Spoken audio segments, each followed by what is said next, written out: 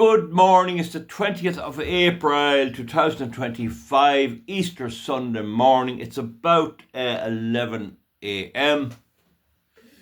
The fight against woke. The weather is dull, it's not raining. I see a board outside and it's dry. We had our annual Easter Sunday Mass up at the Loughnane Mountain, up on top of a hill which was once a mass rock in olden times, and it went very well. About 300 attended, and I've given you little videos of it, and please understand the reason I didn't give you proper footage was I just don't like pushing cameras into worshippers' faces. I had to try and make sure it was the back of somebody's head, and I think I didn't annoy anyone. It's a feature of common sense and dignity not to just shove your camera into people's faces when you're at a ceremony like that. So anyway, very good comments there, and thank you all very much. Now we want to go on to move on some of the things, and I spoke to some people up there, and that is this woke culture and what we're dealing with and how it works. I think most of my subscribers and most of my viewers understand it. We'll look at some of the comments, and one of the big issue is, do I keep so-called trolls on here forever? And if we look at some of the commentaries, we see there one on the Birmingham video from Pearl Magnification. He says, Sinn Féin masks drop so many times people are laughing at them. Sinn Féin claims to be the traditional Irish Republican Party. It would claim to be the party of the 1916 leaders carried on, even Michael Collins and all the 1916 people, including Connolly.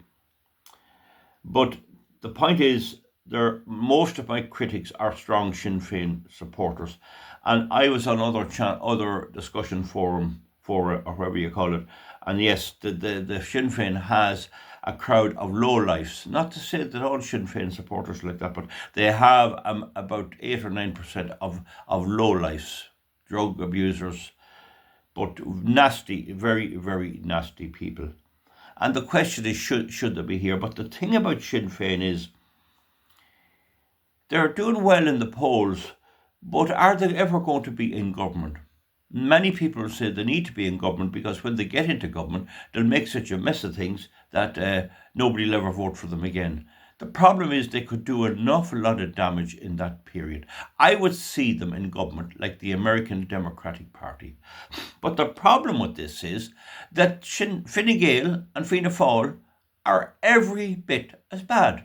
And this is the big mystery we try to poke out and see what is there. Is there somebody holding a knife to their head or something? Why are they like this? But we know that at the back of it is the European Union, and we can analyse it a wee bit more. And Martin Griffin makes the point that what's happening in Birmingham is a shame. And it's going to happen here, and that's precisely my point. I don't see why you should have to let all these disasters happen before you go and do something about it. And this is often said to me about Sinn Féin. They're not in power. How do you know what they'll do? And many people push that on me. But we know that headquarters in Sinn Féin is populated by the most extreme left-wing communists you could possibly get, and we see that extending out through the membership and through their TDs. They have 2 TDs in Camannon. I mean, that's something. And to say that they're all mad left-wing is probably not true. But you see, all communists and all socialists and all left-wing need a constant supply of impoverished people. But why does Fine Gael need a constant supply of impoverished people? Sinn Féin needs them, and People Before Profit needs them, because if the people are not impoverished, poverty-stricken, they don't have a vote. That would be the principle. You would think that a Sinn Féin voter that would eventually get wealthy and start up a big company, let's say plumbing or sawmill or something, would eventually become a Fine Gael supporter. because he's no longer poor. So I make that point all the time. So now Valerie Smith makes the point. I'm very disappointed with Karen Nolan and Verona Murphy. This is the big thing. If you think of it, in the last election, democracy, better or for worse, resulted in a reduction in Fianna Fáil, a reduction in Fine Gael's vote to such a degree that the two of them together couldn't form a government. They hadn't enough to form the government. The Greens were decimated, 11 gone out of 12. But all Fianna Fáil and Fine Gael had to do was go out to the independents. And they had supported them, no problem. Has any independent TD, I think there's 7 of them supporting the government, including the Healy-Raes, has any independent TD come out and said, this is my conditions for supporting the government? Did any of them say we have to cut down on migration? I know there have been some deportations, but then the government is buying more and more properties, giving thousands and millions away to speculators who owned old hotels and old drafty places and spending all our money on it. I had a lady telling me the other day there that cancer services for people are cut. Transport to go and get treatment for cancer has been cut. Meanwhile, they're buying cars for the Ukrainian refugees, cars, and at the same time telling us we have to get rid of our cars. Do you see that? Do you see what I'm trying to do? I'm trying to expose them for what they are. Jonathan Quinlivan, doubt if it's the real, if that's his name. He says, you remind me of the little boy with the emperor's new clothes. Yeah, you see, Einstein, sorry to say, adjust the camera.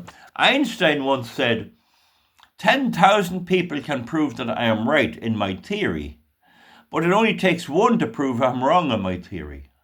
Get the point? And that is a very, very wise observation. So yes, what I have been doing this last 10 years is challenging what they call conventional orthodoxy. Conventional orthodoxy. In other words, it's assumed this is right. Now, we leave conventional orthodoxy for religion. We have our religion, everyone has that. Good luck to everyone, have their wee bit of spirituality. But that's where it ends. Your belief in a deity or in a supernatural being ends there. That's for another day. But when we start believing in it here on the ground, when we start saying certain things are so without ever allowing any test, any examination or any assessment as required by law to be done, then what you have is you have the opinion of the politician. So that would be a thing. I am a bit of a little boy in the emperor's new clothes. The king is in the altogether, right? So the point is too, on this migration thing, I mean, I've been hearing from certain people that I used to work with, a small number, I'd say about 2%, who believe the population of Ireland should be back above 8 million people, and that the more people we have here, the better. Now, you look at going out on the roads to drive around today, how busy they are, and some people want that doubled. And the Taoiseach Micheál Martin has said Cork's population is going to double. So they're going to bring in the whole of Asia and Africa into Cork, and the people of Cork will vote for that idiot Micheál Martin. Oh, what's wrong with them? I mean, how can they do that? This is the big question. How can the Fine Gael crowd do it? I mean, that's what I ask. So he said, this chap here, Seawine, says he went up, he was in Donegal, he went into the shop and there was 2 black men there looking like he had 2 heads. I don't see many of the black people integrating. And they always tell me when I talk, I'll go up to them on the bus in Dublin. Why don't you speak to me? I said hello to you. You don't push your way on me. I always approach them and demand that they speak, country or anywhere else, whether they like it or whether they don't. But now, having said that, I had a black friend in New York. We used to go paint the town red, got into rows and everything, not between me and him, but with others. So I'm not anti-black in that way. So So then someone asked me here about, there's an attack in Donegal yesterday. I think 8 foreign nationals, immigrants, migrants, attacked a man and beat him badly. That's to be expected. I no longer feel about that, and I'd say in the next 2 months you'll hear of a nurse or a teacher killed by migrants, and I think my attitude will change. Instead of saying isn't that too bad, the fact is, if that nurse is walking around or that teacher, her people voted for Fianna Fáil and Fine Gael, and she may have done the same. And this is the key to our problem. Now, one person that watched my video contacted me privately and said, "You're gone mad in that Birmingham video. You're getting doing your head in, shouting about these crowd." Fact is, I know people from Birmingham and from the Black Country there, and they describe exactly how disgusting it is to go back there. Certainly, the binman strike is caused by a socialist government, and it's a strike that's on there to do with things that I might explain later. But still, it's a way overpopulated with migrants. They'll soon go home because it'll be cleaner in Pakistan. Essentially, what happened was the bin service was privatised. It was no longer public. It was privatised. The private company hired all men, and they were sued by the women for not hiring women, and the Birmingham Council got fined, not the private company, which I don't understand. Apparently 800 million, I think it cost, they have to pay out to women who were refused jobs. Then, a way back, somebody said they need an extra person on the ground to guide the lorries, so that when the drivers reversing in, the lads emptying the bins can't watch. They have a bankman, we'd call him in health and safety. And the man emptying the bin can't do it, so they have a fella directing them in. Now they discovered that they appointed them because of union pressure, and now they discovered that they're all men. And now they're going to be sued again. And so they sacked them all. And now there's a strike because they sacked them. So it's all this woke stuff. Woke. Oh, you have to have more men. The courts ruled they hadn't enough fair employment for women. So they sacked them. This is the idiocy of them, and it's a mad Labour left-wing council. Then you have Coughlin's Tom. I'm bursting with pride of having a Powers whiskey that you mentioned me in my video. Well, this is the big point. Him and Joe Hayes, and there's another fella there. Should I ban them? Well, if you go out, certainly this video is controversial, and nobody has ever been deleted by me for giving the opposite story. But what are we here? What am I here for? I'm here to get a debate going, to see, can someone else explain to me why we should double the population of Cork or Ireland? What is in it for us? Why we treat foreigners that have no connection here better than us? What about the Pakistanis on there? He's getting 500 a week, 500 euros a week. There's no analysis of why he's here. He's here for the dole, and they'll not get houses or anything else. And so this is this Coughlin's Tom. But I understand he's a man Sinn Féiner. But what is the point of him? If his purpose in putting a nasty point is to draw me into the debate, and then, I got you talking about me, is that any good? Does that advance our discussion in any way? Then he's on about the Freedom Party and the National Party and parties that did it. That tried to stop this. Now, my point is, if you people want these trolls on there, you've got to tackle them. Because the way it looks is, what they're saying is perfectly accepted. So there is a bit of kickback from some others there about I wouldn't waste my time with them. But why let them on at all? Why not delete them? So Coughlin's Tom makes a statement, good. That's meaningless. In truth, with that statement, you are looking in the mirror to your own soul. A meaningless, silly statement. And then he says, you make absolutely no sense. SCENCE. I never remember spelling SEDS with a C. It's S-E-N, isn't it? I think it is. It is. So I always thought it was S-E-N-S-E. And then he's on about, I know your type, you're part of the Skittleballs gang. You see, why should we have that here? What is advantage? Will it change one vote? Will it make anyone any better? You go out for a meal. Do you want a crowd of loud, drunk idiots? And I find that an awful lot. Now, not always, I say. I go out for a meal to some place and book a table, and you find maybe that when you have it, then in lands a crowd of gurriers, and they're unmannerly, roaring, and someone says an old stupid joke, and they laugh and the roof starts hopping off the roof and they're spilling things and everything else. That's what I think these guys is. And it's like going into a pub for a quiet drink. You know when you go in after the mart or something that there's no one there, only farmers. But you go in other times and they're mad looking for a debate. Well, it means there's a time for a debate. You go in to have a drink and they will not entertain you in a debate in the public forum or anything else. So then you have Joe Hayes. Use one word after the prayers on Good Friday, hypocrite. Now, what is one supposed to do with that? If he has something to say, why can he not say why? But this is the thing. It's just to draw you out. They're just lowlifes. They can't give, you're a hypocrite because of what. So I did ask the question, and Kick-Ass makes the point, just one word. And James Burke, Hayes here is your comment, which with that derogatory word, all with no self-explanation. So what's the point in having him here? What's the point? But at least somebody did tackle him. So he says, I called you a hypocrite. This is in the next video, because you hate all foreign people who live here.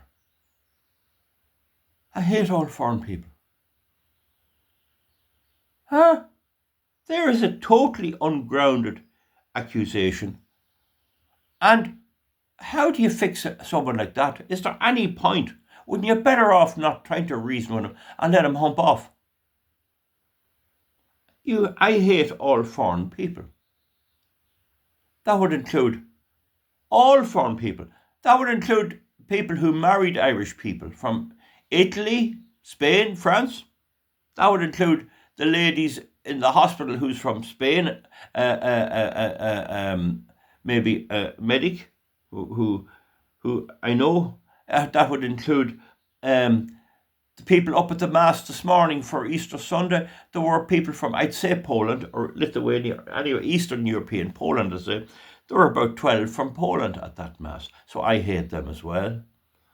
So tell your viewers what I said in full. I asked if they were included in your prayers.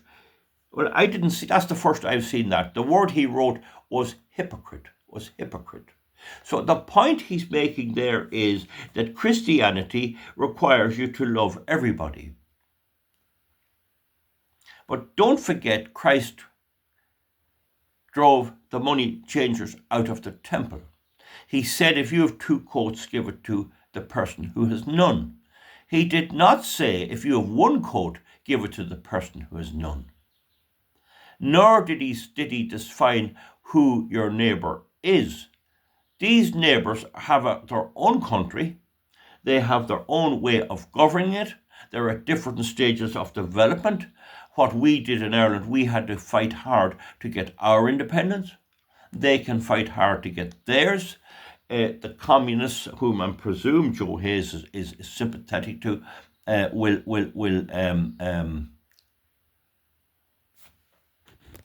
will say we need them all here because they need a constant flow of people with nothing. What about the Ukrainians who have full homes in Western Ukraine with them let while they live here on our taxes? What about the Ukrainians here who have cars provided by the state, who have dogs kept by the state?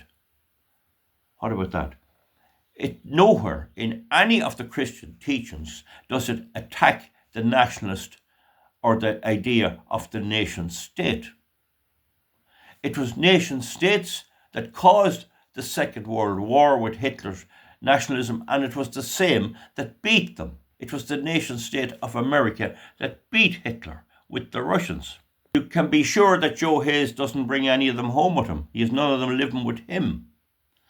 So he's almost certainly either a bit of a lowlife, but he has this idea that we should bring in all these migrants. And the question he'll not answer, and we know he won't answer, is how many? There is no conflict between saying a prayer to God for the well-being of all and for peace and contentment in the world, and expecting people to stay in their own country. We have quite generous asylum laws, which in my view are far too generous. But what he is saying is they're entitled to come here. Why are they entitled to come here? And where is the evidence that I hate them?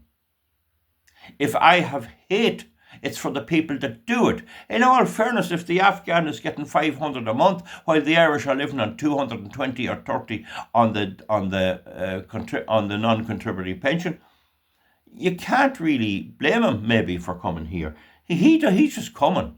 He thinks we're all welcoming. But not once did any of these trolls ever answer my question about Assi Bibi. Why did all these fellas, Joe Hayes, Coughlin, Tom and all, have we any word from them of her, the injustice done to her? Where was Christian love for her? She was kept out of here. That's not answered at all. Meanwhile, they welcome in Muslims, and the real reason they welcome in the Muslims is they're hoping to destroy our society. This is a serious problem in the EU. The idea that any country, Iceland for example, with a population of 1/3 should invite the whole world to come in and give them €500 a week is ridiculous. And you have a situation in America where a man who killed a young woman was being deported, and the Democrats are trying to, and the courts are trying to save him and keep him back in the States where he can benefit from all the goodies that's there. This does not make any sense. It's a huge mystery. And the point about it is, up till 2004, about in Ireland, and even later, the Irish government's view was you were strictly controlled because I was involved in it. The British government's view was you were strictly controlled. They did not allow all of India, South Africa, Zimbabwe, or anywhere else in here en masse without any checks. They didn't allow it. And what has happened now? Were they all anti-Christian? Were they anti-Christian? Look at the state in Sweden. Rapes all over the place. Coming here. And then they tell us we shouldn't do anything about it. We see Starmer in Britain demanding they all come in and bringing them in as much as he can accommodate, with every building in a town taken up with migrants. Yet, he wants a war with Russia.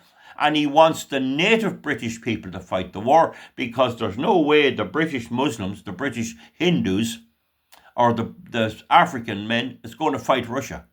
He's hardly going to strike up a big army based off migrants.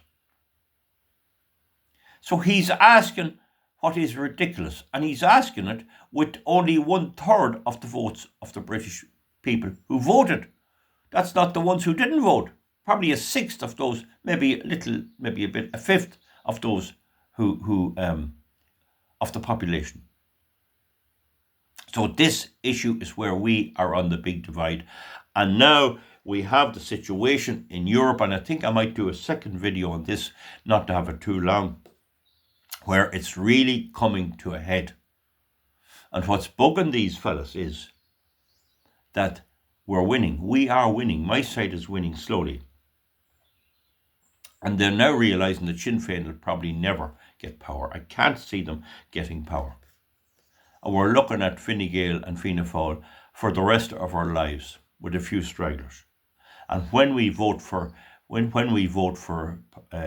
independence, they join them. Now, I stood for election last November. If I had got elected and they came to me, I would have made it clear They have to stop the migration now and put me in charge of it. I'd want to be charged of a special committee. I'd have to abandon all my opposition to the green stuff for the moment to get it stopped. But we are seeing changes in Italy, in Hungary, and elsewhere, and in Holland. And I think I may deal with them in another video. And of course, there's the Donald himself. So they're losing, in a way, they are losing, and they're going to get it very hard to reorganise. Folks, I think I'll just leave the thing up here. I'll mark it 2 underneath it and do another bit of a video on this, because we're out of the holy period now. We can talk our minds. Okay, I do not see any benefit in keeping 3 or 4 people who do not enter in a proper debate. I do not see any benefit, and expect me and others to know what's in their mind. They print the word hypocrite, which means nothing. You have to explain why. And if they're not capable of doing that, why do we need them? The channel could have 10,000 subscribers, and here we have 3. My gut reaction is get them to hell out of here, and I'm under serious pressure from others, unless they can answer the question thoroughly. Bearing in mind that my objective here is to destroy the standard political parties. You never know. We'll see you back. I'll just do another video immediately after that, and that'll be all I'll probably do today on anything like politics.